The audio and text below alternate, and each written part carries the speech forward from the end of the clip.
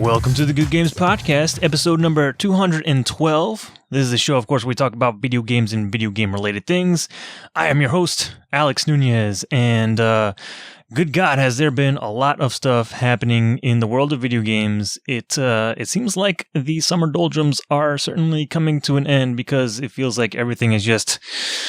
We're in a cavalcade right now of video games and news and stuff, and partially... I think that has to be because Gamescom is happening right now, or I believe I don't know how long that event lasts. I don't know if it's like the whole week or not, but we are in the midst of that right now, and it seems like the fallout of EVO, and there's been a whole bunch of other things coming out to talk about, so news is going to be packed for sure this week, but I've been playing some video games, so I might as well talk about some of that. Not a whole lot of games, though, but there have been a few things that I want to discuss, so how about we just talk about some damn video games? First of which is kind of a familiar topic, unfortunately, but I have been playing some more Destiny 2.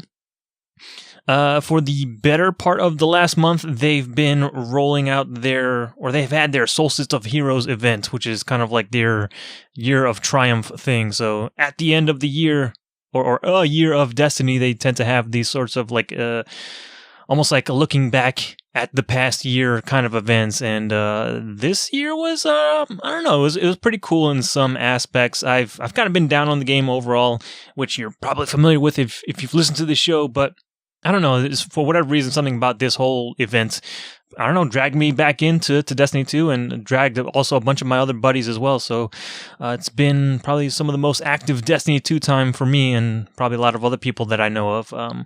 So yeah, it was kind of cool to go back into Destiny and to grind out some cool armor sets that they've also included with this event. So basically what they've done with this Solstice of Heroes thing is primarily they've kind of remixed some of the old story missions from like the vanilla campaign of Destiny 2, and they've done some interesting things with them. There's one in particular that's pretty dastardly. I don't know if I want to spoil it necessarily here, but I don't know. The event I feel is coming to an end, so I might as well talk about it. But yeah, they've taken events like story missions from the original game, and they've kind of removed all the story elements, so there's not any like dialogue or banter going back and forth. But there are a crap ton of enemies, and it is much harder than it was obviously the first time going through those missions because it's almost like strike levels of difficulty in some ways, just in the number of enemies, and there are a lot of more armored enemies sprinkled in with the regular enemies. So yeah, it's kind of crazy. And there are some other combat sequences that happen that weren't in the same particular spot, so it keeps you on your toes, especially if you've played those missions a whole lot, like I assume many of you have. If you've played any Destiny 2 and grinded a lot of the end game, you've played those missions a couple of times.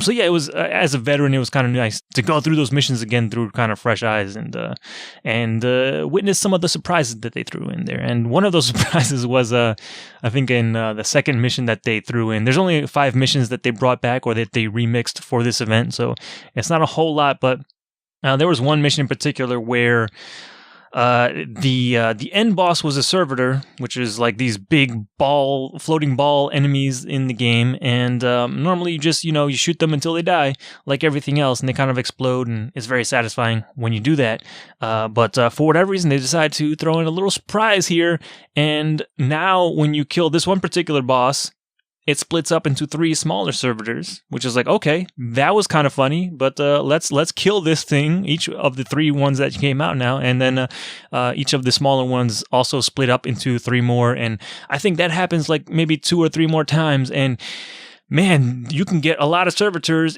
on the field if you're not careful, and those guys hurt, especially in the levels that I played. Yeah, because again, everything is harder in these versions of the missions. So yeah, holy shit. When doing that mission for the first time and trying to kill as many enemies as fast as possible to start off with was a mistake, because I completely got overwhelmed by all these tiny little servitors running around. I was like, holy shit, this is kind of hilarious, but 2, goddamn, I am dying so fast. This is crazy. But yeah, eventually I learned to slow down my pace in dealing with that mission. But yeah, it was kind of a funny moment seeing that for the first time. But yeah, a lot of the missions were pretty tough, especially doing it solo for the first time. I definitely had to like take those missions much slower than maybe I normally would. But I don't know. Joining up with friends is not that big of a deal. Obviously, you have more firepower at your disposal. And yeah, and then after that, after you kind of do those missions and or after when you start doing the Solstice of Heroes events, they have you do the first mission first one time, and then after that, they kind of grant you the armor set, and it's a low-level version of the armor set, and then you have to kind of slowly upgrade the entire set, like basically 2 levels before you get like the full, I think, resplendent version of the armor is what they call it. So it's, I don't know, it's kind of like a laundry list of items or things to do in the game. Some are fun, some are maybe not so fun, but it gave a lot of us players something to do and something to grind for. And I don't know. In the end, I think it was kind of worth grinding for what is essentially just, a thing in the game that will probably be worthless by the time the next expansion comes out, which is in maybe I think like 2 weeks or so, something crazy like that. It's very soon. Forsaken is upon us. But yeah, it was, I don't know, it was it was just a thing to do, which I didn't have much reason to do anything in Destiny 2 for a while. So this was a kind of a cool event, I think, on Bungie's part. I had fun, and unfortunately it took away some time from the other game that I'm playing, which I kind of want to spend more time with, but I've been splitting time between Destiny 2 and this other game, which I'll mention briefly. But yeah, Destiny 2 is, or I guess the reason I'm grinding Destiny 2 so much is because I believe there's only this is the last week, I think, for the Solstice of Heroes event. So I have like one more armor set that I want to get, and I'm almost done with that. So hopefully I can wrap that up and then focus on the other game. But yeah, just grinding away in Destiny 2, which is something I wouldn't think I would be saying this early on, or at least before Forsaken has come out. So I don't know. Yeah, it's been having fun. Maybe I may be regretting this. I don't know, but we'll see. Yeah, we'll see what happens when Forsaken comes out, because that'll be, I think, the true test for where I stand with Destiny 2 in the future. But enough of Destiny 2. I've also been playing another game. I got a new game, and that game, or at least is new to me, because this game recently came out on PC, and that game is Monster Hunter World. And I've mentioned it before, where I was immensely curious about this particular game. It has been out on consoles for, I think, since the beginning of this year, January or February. But yeah, it just finally came out on PC, I think, last week. So I finally got my hands on it. I was betting that this version, the PC version, would be better than the consoles in terms of like load time and frame rates. And at least for those things, that is true for the PC version. It is probably the best version, best playing version of the game, I should say. So yeah, I'm glad I waited. And goddamn, I am just fucking enthralled with Monster Hunter World. I did not expect to fall this hard for this game, but it is supremely good. And again, I am a Monster Hunter noob. I've never played any Monster Hunter game before, so this was a pleasant surprise to take in everything that this game is providing in it, or just seeing what this game has to offer. So I'm very happy camper right now. I want to say just shy of 20 hours into this game so far. I think one of the last major things I did was I just got access to the third zone in the game, which is the Coral Highlands, I want to say. But yeah, it's just immensely fun hunting these monsters. Who knew? The game is, I don't know, there's a lot of things I like about the game. For one, I don't know, I've kind of gotten tired of a lot of other games that force you to kind of grind levels to basically to expand your skill set. And Monster Hunter does not do that. So you start off the game and you pretty much have your full skill set available to you from the beginning, which I am very happy about. I don't like things that I can do being locked out necessarily for like end game stuff, or just, again, doing the grind for something that I feel like I should have from the get-go. But yeah, in Monster Hunter World, you have all your abilities available to you from right when you start the game. You have access to all the different weapon types from the start as well. And I think I've heard this before as well. And it's pretty much true, where every weapon type in the game is almost like its own character in a way. Almost like thinking about it in fighting game terms, it's like its own fighting game character. And yeah, they just have their own individual move sets and combo paths and just unique things about them. I did get, thankfully, I want to shout out Mark Knuckles Carter because he did give me some advice, I think offline, when we last spoke, that if I was going to pick up this game, to stick with one weapon. And I think that, for me at least, has borne fruit so far because I decided to start off with the longsword, which was recommended for beginners in the game. And yeah, I stuck with it. It does good damage. You can't block or anything with the longsword, so you have to just evade, just do side dodges and rolls and things like that to get out of the way of attacks. But yeah, so far I'm feeling the longsword. I've dabbled a little bit in the bow as well, but yeah, I feel like the game kind of encourages you to kind of test and try out all the different weapons if you'd like. I do agree, yeah, you should stick with at least one weapon to start off with, just so you get a feel for the mechanics and everything, because yeah, again, each individual weapon type has incredible depth in it, and I feel like you need to explore fully, or as fully as you can, those depths before you kind of move on to other things just to try them out. But yeah, the game is pretty good at that, and part of that is like there's a training section in the game where you can go to and kind of try out all the different weapon types and see what you like.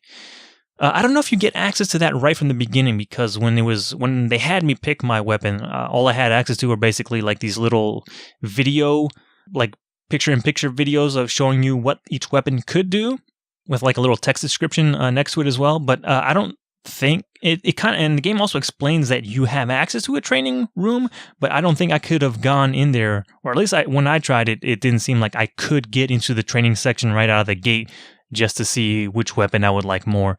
So, but eventually this does open up for you, and yeah, they pretty much have everything that you can access or that you would want to try out in that training room, and luckily it doesn't use up any of your resources. So if you want to try something like a bow and arrow, and you want to try different like poison coatings or things like that, other consumable materials, you can use them and try them out without actually using up your storage or the items that you have in storage. So that's nice. But yeah, like just seeing how much depth there is, and knowing that each weapon is viable no matter what you pick. So that's always a plus. You can't make the wrong choice in terms of like how you want to play the game. So I like that a lot. So yeah, I am a newly converted Monster Hunter fan. I've been playing for a while. I think the first speed bump I hit actually was fighting the Anjanath, which is like this fire-breathing T-Rex sort of monster. And yeah, the first time I did it, I was actually lucky enough to get online with it. So I was in an online session with about like 2 or 3 other people, and we were all hunting this dang monster, and it killed us. It destroyed us, and I don't know what happened, but yeah, so then eventually I went back and I used some demon drug. I increased my strength, and I killed the hell out of the Anjanath. It was very satisfying.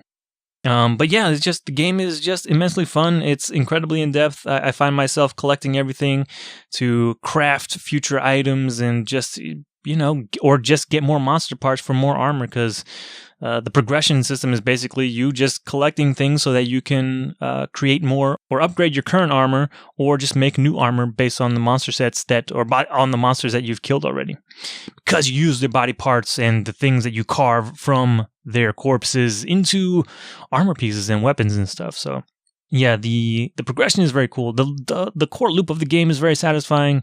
You go do a hunt, you get the items from the hunt, and you craft stuff and get powerful from that. You're not getting powerful just from like abilities that you learn. You get powerful just from the gear you get. So I like that a lot. Yeah, the game is incredibly satisfying. I love it lots, and I will be playing lots more of it. The only problem is like online seems to be an issue on the PC version specifically. Some people have posted like workarounds for it, but apparently it could be related to like Steam's new friends in chat feature that they rolled out not too long ago.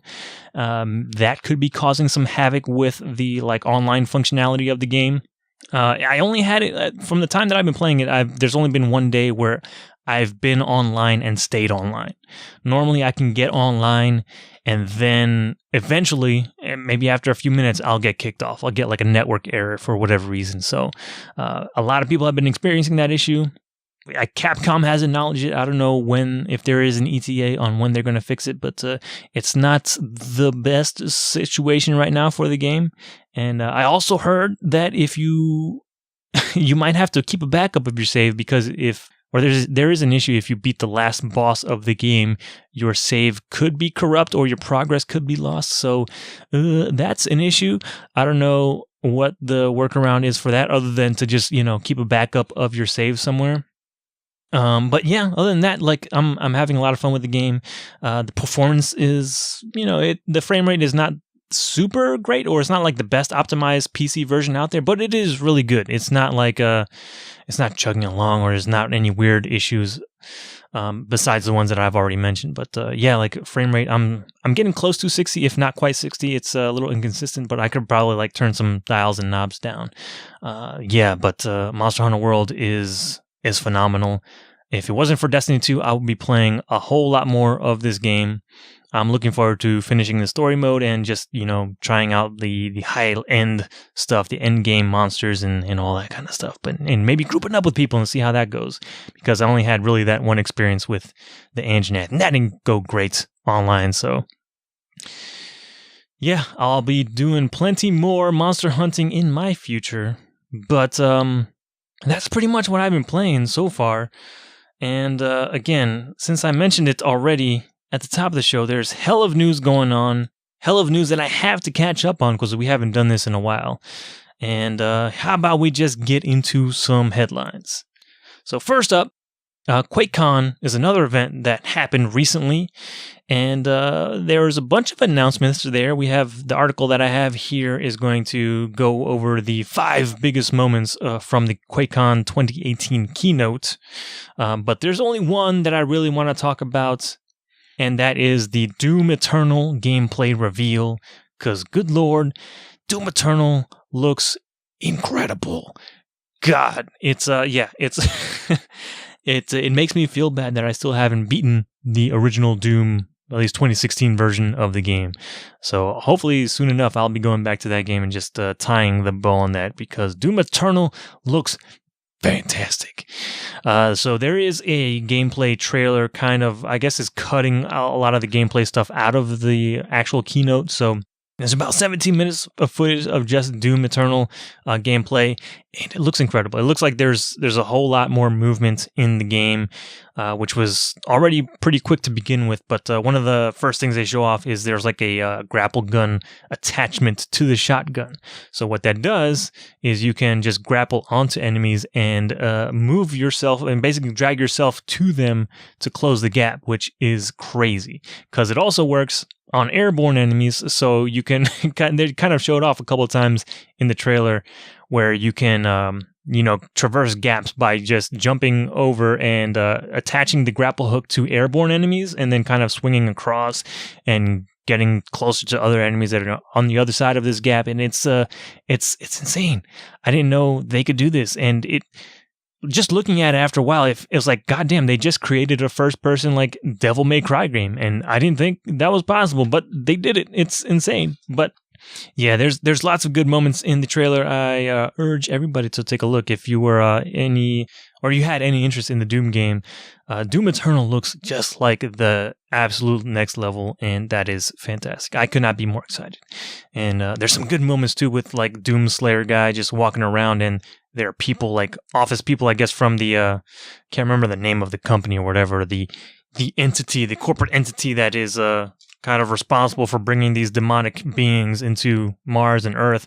But yeah, he's going through, and there's a bunch of like researchers and shit just in awe of like, holy shit, it's that guy, it's the Slayer, he's here, and everyone is just repelled by your presence. And I'm like, oh, and they're trying to get out of your way. They don't want anything to do with you, and it's good moments. There's some good stuff in this game, and I can't wait. Also, another game that I can't wait for. Goddamn, there's going to be a deluge of crazy games. Like it's very true. Summer doldrums are over, and now the tsunami is coming. I'm not ready. But Red Dead Redemption 2 is another game that had a gameplay trailer recently come out as well. So Rockstar had their kind of typical voiced over trailer showing off some of the gameplay mechanics and things like that. It was pretty long and pretty in depth. So this article has a trailer embedded in the story, so definitely check that out. It's pretty cool. I can't wait to get my hands on the game. Actually, one of the things that stood out to me is like something, I guess, kind of mundane, but I don't know. I like the mundane stuff occasionally. But there's parts where they show where the main character is kind of going around on horseback or out in the world and coming across people that need help, which is a familiar sight from the first game. And this go around, it seems like you have different options in how you handle those events. So I like that they kind of implemented that you can kind of mold your character in the way that you want to. You want them to be more of a good guy and help people out, or you want them to kind of be like almost neutral where, hey, I don't want no part of this. You do what you got to do.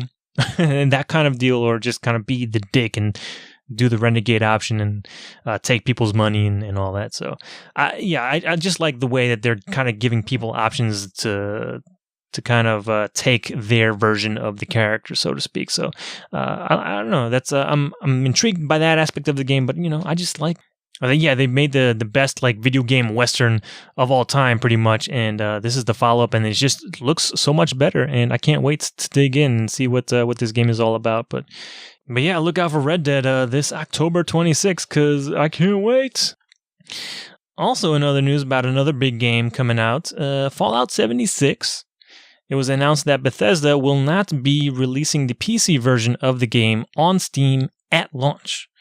So this is actually a similar thing that they did with the Fallout Shelter game, which is kind of that free-to-play mobile game. They launched it on PC, but they didn't launch it on Steam to begin with. It was launched on their proprietary Blizzard Net client, or Bethesda Net, excuse me, not Blizzard Net.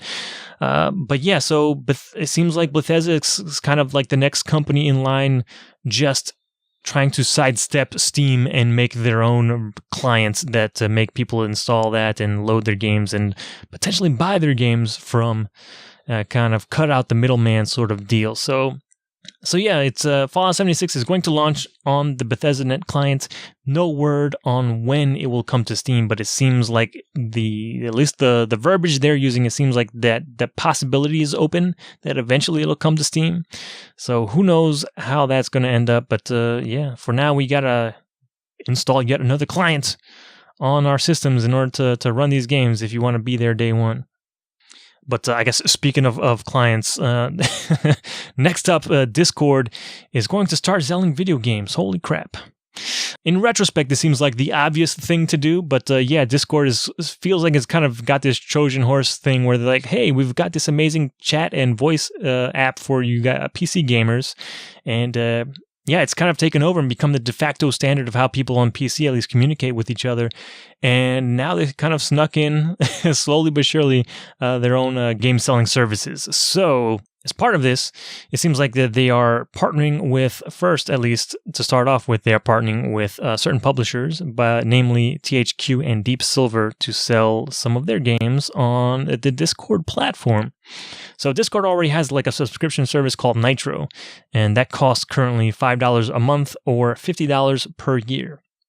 Normally that just gets you like animated emotes that you can use on the servers, and you can use your emotes across all servers. So if you are a member of one server that has an emote that you like, you can use that emote on another server. And I forget what else, but there are a couple other special features mixed in there as well.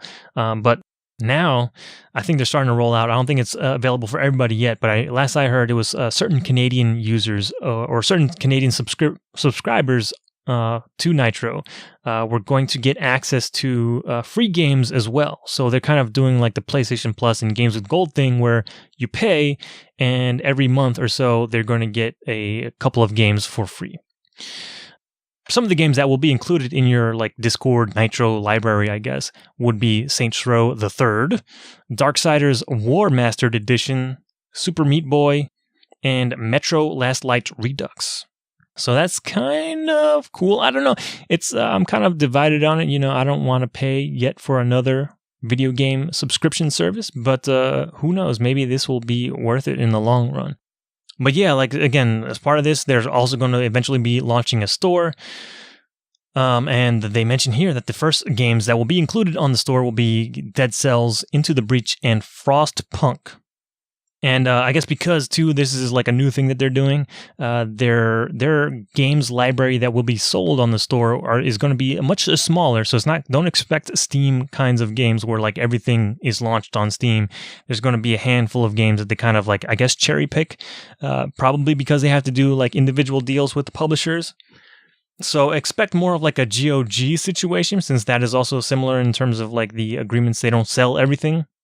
But there's going to be some stuff on Discord, and yeah, I don't know. It's very interesting that this stuff is happening. But yeah, it kind of makes sense to seeing some of the, especially the more recent upgrades to Discord, where they have like a news section where they're showing off like different things happening in gaming, and they also included in that a launcher, which is kind of helpful too, especially now that every publisher under the sun, it seems, has their own individual like launcher for their games and just their games.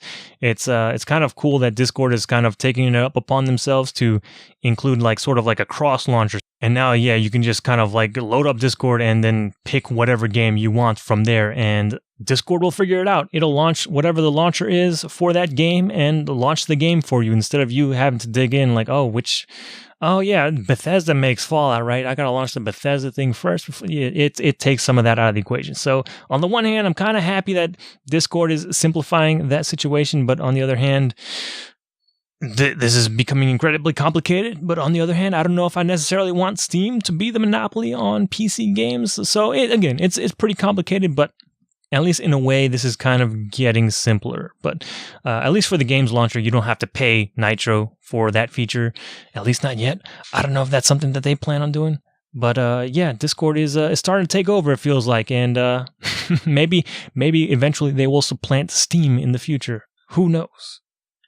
But anyway, more headlines. We still got tons more to talk about. This is something very close to my heart. But Hitman 2 is also around the corner. I love the first game.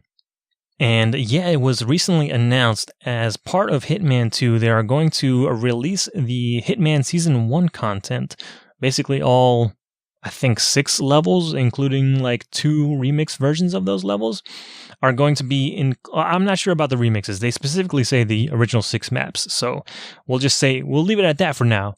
But they are bringing all those maps and missions and stuff into Hitman 2, presumably as DLC. But yeah, they're bringing that to Hitman 2 with all the new features of Hitman 2. And that is incredible. That is a whole lot of content, and it's incredibly good too.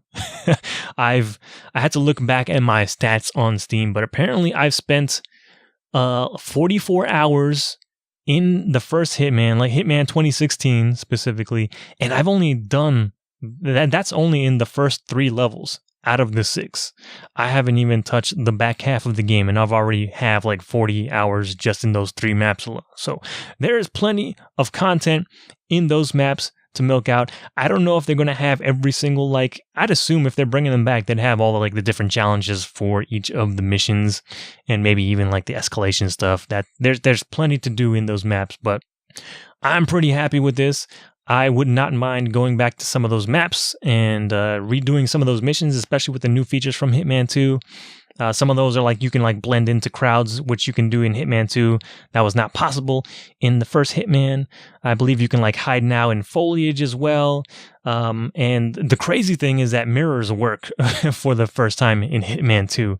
I remember getting away with some BS because, guards would not notice me when I was directly behind them and they were directly in front of a mirror and they should have seen me. So that'll make things a lot more interesting in the future. But yeah, it was announced specifically about the Season 1 content that people who own the first season of Hitman will be getting those maps for free in Hitman 2. So if you buy Hitman 2 and you've purchased the first couple of or that first season, you'll get those missions for free. They haven't said what the cost is going to be for people that didn't buy Season 1 to begin with. So I would be interested to see what that price point is going to be or how they offer those missions. But I have those missions, obviously, so I'll be happy to be getting those for free and revisiting them for sure. But yeah, Hitman 2 is around the corner, coming I think sometime in November, so there's only a few more months left, and I'm very excited. Next up, I was kind of excited by this, but I think at Gamescom, Nvidia unveiled their next line of graphics cards for the PC, and it was I saw some of the press conference, and it was a lot of talk about ray tracing, which honestly I'm very excited about. Ray tracing has been a thing that has been talked about, I think, for a while now, but it's never been really feasible because it's just so computationally expensive. But now it seems like it's becoming a reality, and we can get some ray traced graphics in our own computers, but it's going to come at a hefty price, and that price is going to be 1,200 buckaroonies for the top of the line video card. Yeah, so for the top of the line card is going to be the RTX 2080 Ti. That card, at least the Founders Edition of that card, which I believe is made and sold by Nvidia, that's going to sell for about $1,200. That is a crazy amount of coin for a video card, if you ask me. If you want to step down a little bit to the RTX 2080, that will go for $800 US for the Founders Edition. And then another step below that will be the RTX 2070, which is going to go for $600. Now, there seems to be a different pricing structure, but I believe these are for third-party cards, aka not manufactured directly by Nvidia. So like the MSIs and the other companies that make the Nvidia cards as well, they'll be selling at different price points. So the RTX 2070, I guess a standard version of it, will go for about $500. The RTX 2080 will go for $700. And the RTX 2080 Ti will go for about $1,000. So it's a little less, but I'm not sure if those are going to be available right from like on day one or not. But yeah, these cards are slated to be released, I think, at the end of September. So again, we got about a month before this stuff comes out. But I'd honestly wait for some reviews from like in-depth testing of these cards, because a lot of the press conference entailed them talking about the cards in different numbers that are not typical for like graphics cards. So they're using like, I forget what they call them, like RTX numbers or RTX metrics. And of course, using those metrics, they way outperform the previous generations of Nvidia cards. So I'm curious how this kind of, if these cards improve like normal gaming. I don't know how many games currently that are out there support ray tracing. They did show some upcoming games like Shadow of the Tomb Raider and Battlefield 5 that are making use of the ray tracing capabilities of these cards. I'm curious how these cards will affect performance on older games and non-ray tracing forms of graphical technology, so to speak. So, I would definitely hold out. Even if it were to be or to perform as well as these numbers seem to say they do, I still will probably wait for the next generation of this card. As excited as I am about this ray tracing stuff and how we'll make games look better, I still think I'd wait for at least a second generation of this kind of technology. But so far, everything looks pretty promising.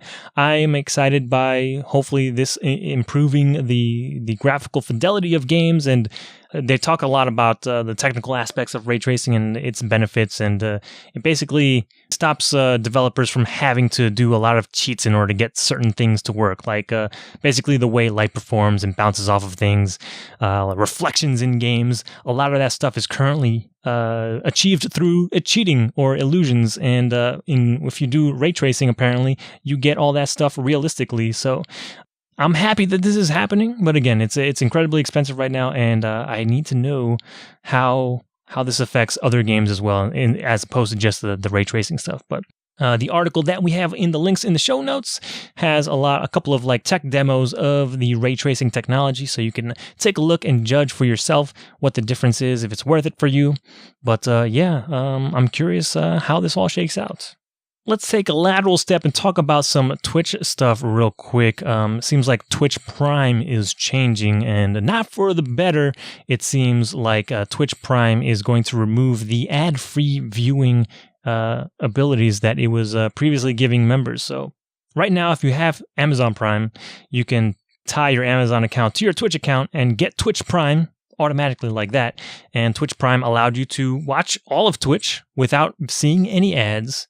And it also allowed you to subscribe to different channels once per month for free, kind of as included with your subscription.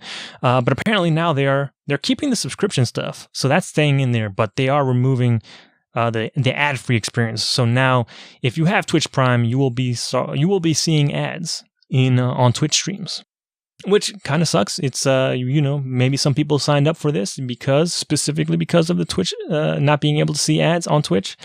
So that's kind of sucks that they're making this worse after they probably hooked on a lot of people to the service. But here we are. But I guess as a consolation, they are saying that, hey, Twitch Turbo, you remember that? That still exists. And if you subscribe to Twitch Turbo, you will still get the ad-free experience. But again, it's yet another thing that you have to pay for on top of paying for like Amazon Prime, which I guess was supposed to be tied into Twitch, but not anymore. I guess they just want to get more of those bucks. So it's kind of terrible. I don't love it, but hey, I don't. It's on the one hand, I still like that the little the subscription feature where you can basically sub to people's streams for free. That it felt good to help people out here and there with that thing. But I don't know if ultimately there's so many reasons for me personally that I don't even want to pay for Amazon Prime anymore. I've been screwed before in the past, and I'm like, I don't know if I want to pay for this. And this is just another this may be the straw that breaks the camel's back for me. I don't know. I hopefully for you out there, you're getting value out of it if you're paying for Amazon Prime, but I don't know, them just removing features here and there seems like a shitty thing. And it's, I don't know, just another page in this book, it seems like, unfortunately. But yeah, they're still, I think, offering free games as well as included with Prime. But as mentioned in this article, pretty much all those games are Windows games only. So if you don't have a Windows computer, you can't play those games anyway. So it's, again, might not be worth it for you. But I think it's going to cause a lot of people to rethink if it's worth even having Twitch Prime anymore. So that kind of sucks because it's in the end, I think it eventually will screw a lot of streamers who maybe relied on a bunch of people like just using their Prime subs to help people out. And that's never good. But unfortunately, that's never good. But unfortunately, that is the state of things.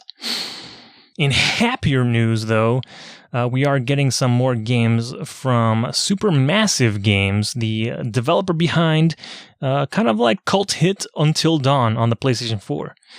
Kind of like a sort of Telltale style adventure game where, but it was doing like sort of like a horror movie thing, and it did it pretty well. It seemed like, as corny as it might have been, it nailed that horror movie like teen slasher sort of aesthetic, and apparently now they are doing an anthology series. So now they're going to be doing more of those styles of games.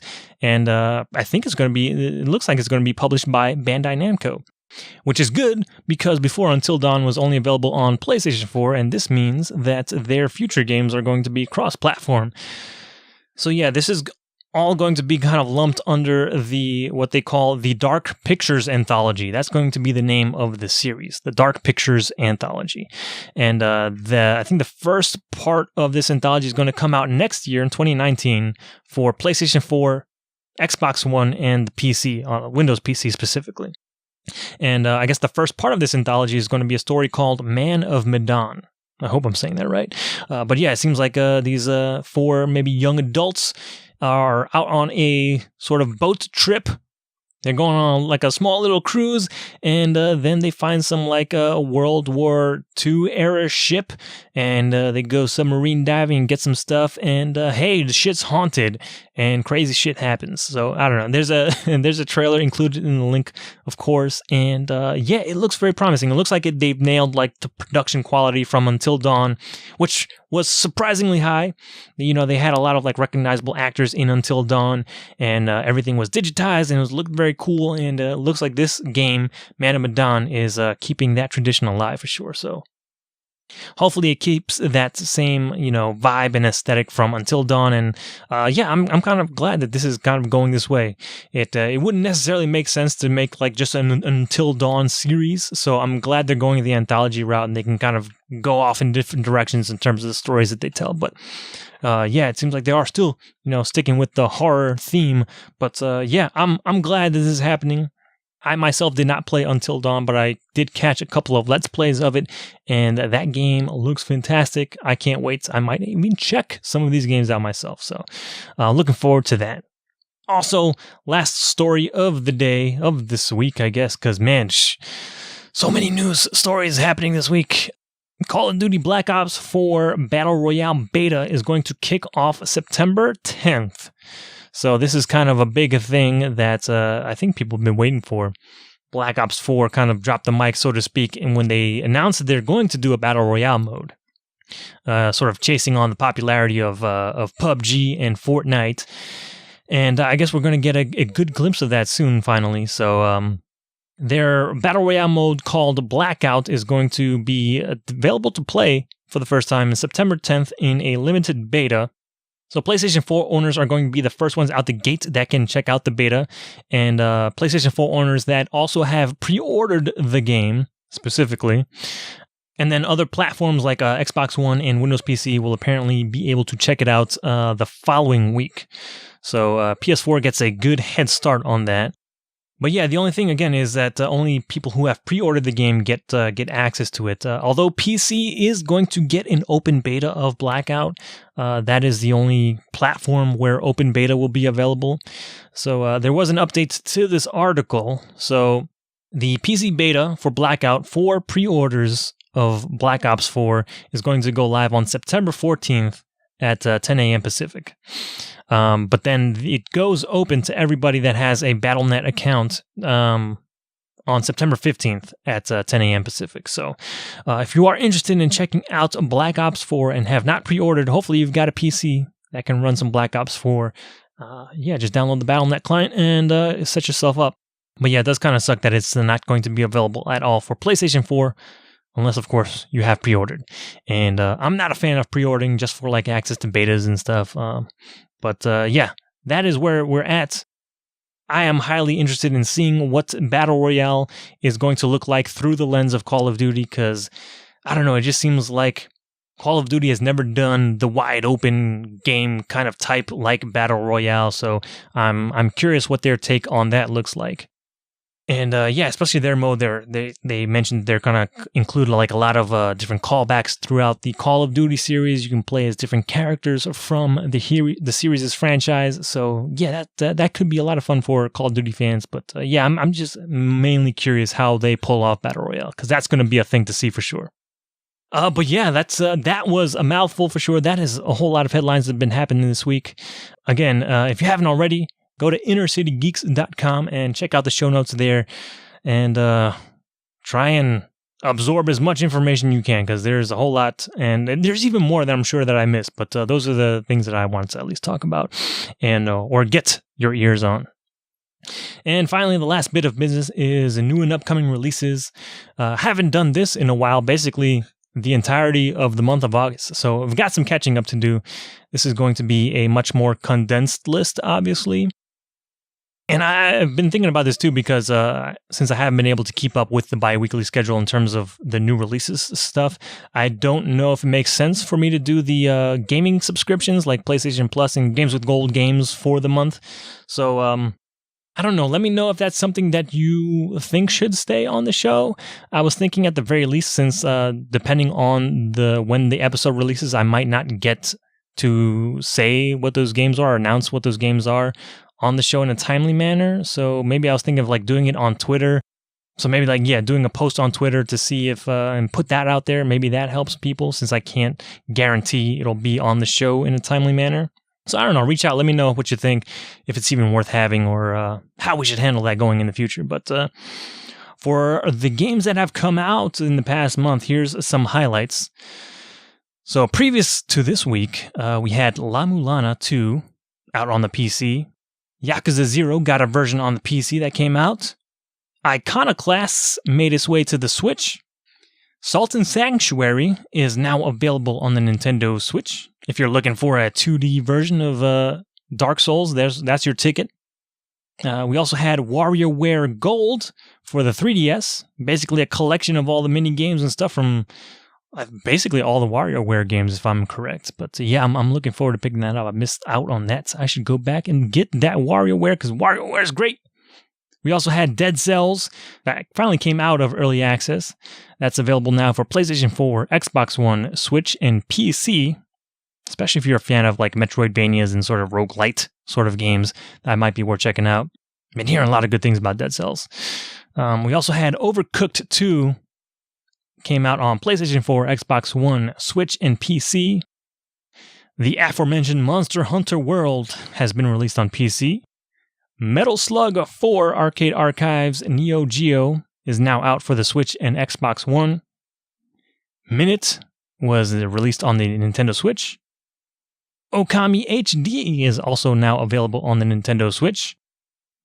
Madden NFL 19 is available now for PlayStation 4 and Xbox One. We Happy Few is out now for PlayStation 4, Xbox One, and PC. Cosmic Star Heroine is out for the Switch. Death's Gambit is out for PlayStation 4 and PC. The Walking Dead, The Final Season, Episode 1, is out for PlayStation 4, Xbox One, Switch, and PC. As a series I haven't played in a while, but I'm hearing good things about this season so far, at least from the first episode, so I hope that they keep that quality level up, because, I don't know, the last 2 seasons or so have been like, eh. But yeah, I'm glad that hopefully the quality has picked up. We also had World of Warcraft, A Battle for Azeroth expansion, came out on PC. Garou Mark of the Wolves Arcade Archives Neo Geo is now out for Xbox One. I'm going to assume that's the same version that came out on PS4 like maybe a year or so ago. Keep Talking and Nobody Explodes is now available for the Switch. From what I hear, that is a pretty excellent party game. We've also got Real Bout Fatal Fury 2 Arcade Archives Neo Geo available for the Switch and the Xbox One. Under Night in Birth EXE Late ST, aka Unist, is now available for the PC. And Brawl Out, it seems like the Smash sort of, I don't know if you want to say clone or Smash-like, but Super Smash Brothers, very much inspired by that game. Brawl Out is now available on PlayStation 4 and Xbox One. And then that brings us to this week, the week of August 21st. We've got a couple of bangers out this week. First of which is Guacamelee 2. At least a sequel that I was highly anticipating, is now available for PlayStation 4 and PC. Shenmue 1 and 2 are now available for PlayStation 4, Xbox One, and PC. Slime Rancher is available now for PlayStation 4. That game looks adorable. Hollow Knight, Gods and Glory is a free content pack for the PC and Switch versions of that game, which I believe are the only versions of Hollow Knight. So look forward to that if you own that game already. And then we also have a couple of Friday releases coming up. First of which is F1 2018 for PlayStation 4, Xbox One, and PC. Night Trap 25th Anniversary Edition going to be out on Friday for the Switch. And finally, for our last Friday release and last release of this week, Salt and Sanctuary is getting a physical version for both PlayStation 4 and the Vita. And that's going to do it for all our new releases and stuff for the week, and that's going to do it for another episode of the Good Games Podcast. So as usual, definitely go over to our home, innercitygeeks.com. That's where you can find all the archives of this show notes, and links to everything that we talk about. That's where you can leave some comments on what we talked about in the episode. If you want to follow us on the social media, you can do so at facebook.com/innercitygeeks. You can follow us on Twitter as well at Good Game Podcast. Game is singular, unfortunately, because of Twitter limitations and such. And if you want to send us an email too, you can do that at goodgamespodcast@gmail.com. And we're everywhere podcasts are, so if you're able to subscribe and or rate this show, that would be incredibly helpful on your platform of choice.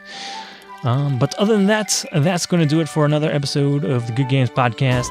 Thanks for hanging out with me. And until next time, good games, everybody.